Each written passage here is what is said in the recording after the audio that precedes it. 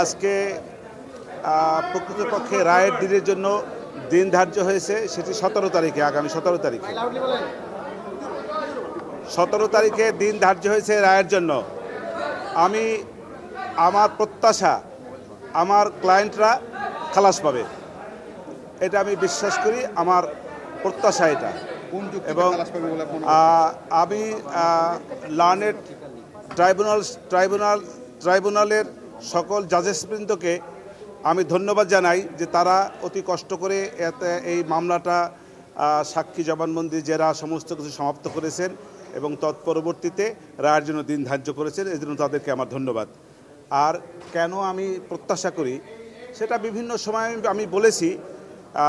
আমি মনে করি যে আমার সাক্ষীর যে সমস্ত জবানবন্দি হয়েছে তার প্রেক্ষাপটে যে সকল জেরা হয়েছে, জেরার প্রেক্ষাপটে বিভিন্ন সময়ে বিভিন্ন সাক্ষীদের কাছ থেকে আমি বিভিন্ন রকমের গুরুত্বপূর্ণ বেশ কিছু তথ্য সাক্ষীর মাধ্যমে আনতে সক্ষম হয়েছি।